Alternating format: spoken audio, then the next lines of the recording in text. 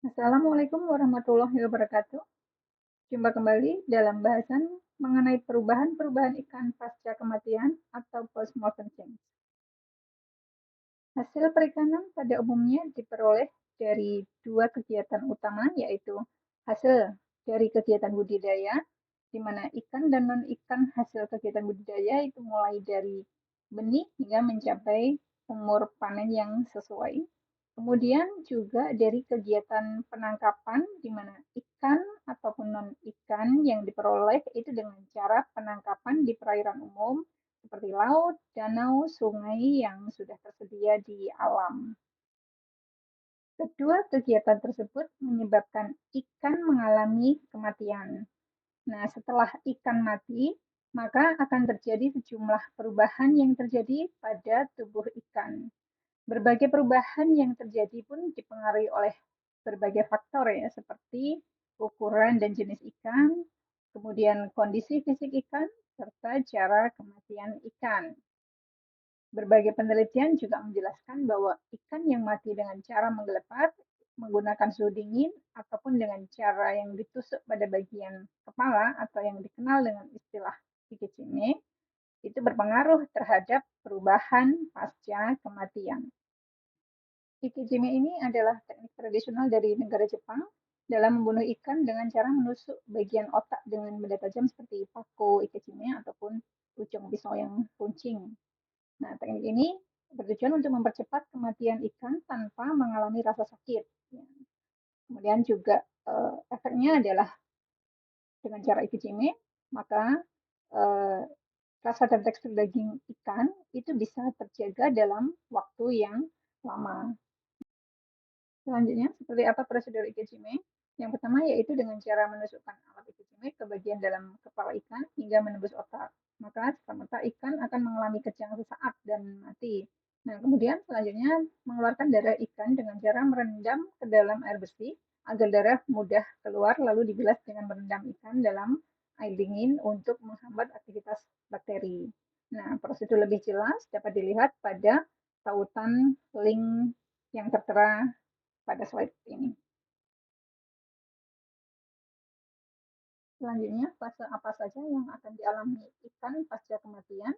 Ada 3 fase, yaitu fase pre-rigor mortis, kemudian fase rigor, dan fase post-rigor. Yang pertama, fase pre-rigor. Fase ini merupakan fase perubahan awal setelah ikan mati dengan ditandai berhentinya peredaran darah atau sirkulasi darah sehingga suplai oksigen juga terhenti. Kemudian terjadi hiperamia atau terlepasnya banyak lendir yang menyelimuti dalam seluruh tubuh ikan. Kemudian terjadi proses glikolisis, yaitu proses pemecahan glukosa untuk menghasilkan energi dan kemudian mengubah glukogen menjadi asam laktat sehingga menyebabkan terjadinya penurunan pH. Yang berikutnya adalah fase rigor mortis. Fase ini terjadi penurunan pH dari fase pre-rigor akibat terjadinya akumulasi asam laktat tadi yang menyebabkan terjadinya kekakuan pada tubuh ikan sehingga ikan mengalami kejang.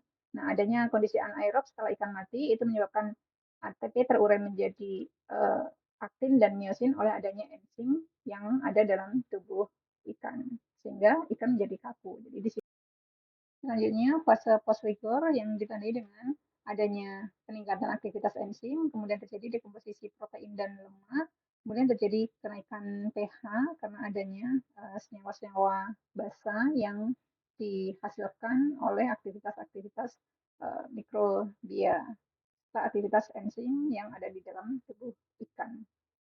Pada fase ini, ikan masih termasuk kategori ikan segar, namun jika tidak dikondisikan suhu lingkungan tetap terjaga tetap dingin, maka ikan akan cepat mengalami proses dekomposisi hingga mempercepat proses pembusukan.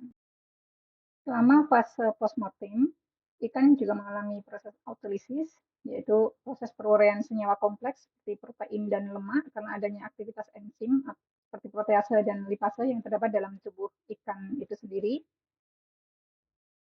di mana proses autolisis itu dimulai dari terjadinya penurunan pH pada fase rigor mortis. Nah, saat kondisi pH turun, enzim yang aktif pada suasana asam itu akan mendegradasi protein-protein pada ikan. Nah, selanjutnya akumulasi senyawa basa yang terjadi pada tubuh ikan itu bisa menyebabkan terjadinya kenaikan pH pada fase post rigor, dan jika berlangsung terus-menerus maka akan mengarah pada proses pembusukan.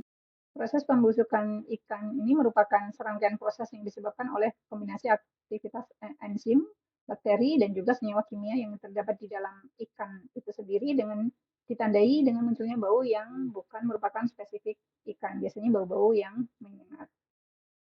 Adanya kerusakan fisik pada ikan seperti luka, memar, itu juga dapat mempercepat aktivitas bakteri sehingga juga dapat mempercepat proses pembusukan yang terjadi.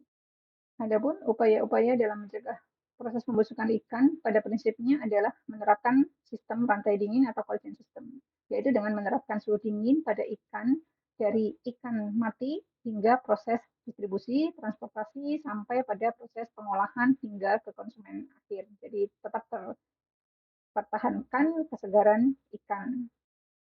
Selain penerapan rantai dingin, tentunya ada juga beberapa hal yang turut berperan dalam mempertahankan kesegaran ikan, yaitu dengan fish handling yang baik atau penanganan ikan yang baik. Di antaranya dengan cara mengurangi jumlah bakteri dan enzim dalam tubuh ikan, kemudian membunuh atau menghambat jumlah bakteri dan enzim, serta melindungi ikan dari kontaminasi, terutama kontaminasi silang.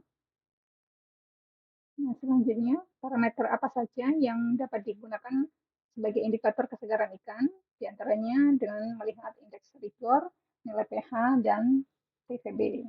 Pengukuran indeks rigor itu merupakan salah satu indikator kesegaran ikan untuk mengetahui dimulainya ikan memasuki tahap penurunan kesegaran ikan, yaitu pada fase pre-rigor, rigor mortis, dan post-rigor. Dan indeks rigor atau RI itu dinyatakan dalam persen. Selanjutnya adalah nilai pH. Nilai pH ini merupakan derajat keasaman untuk mengetahui tingkat keasaman atau kebasaan suatu media. Nilai pH pada ikan segar itu mendekati angka 7, yaitu sekitar 6,8 sampai 7. Parameter berikutnya yaitu TVB atau Total Volatile Base, yaitu total basa yang mudah menguap, yang merupakan salah satu parameter indikator kesegaran produk perikanan secara pengujian laboratorium. Nah, batas nilai TVB untuk ikan yang sudah tidak layak dikonsumsi yaitu lebih dari 30 mg per 100 gram.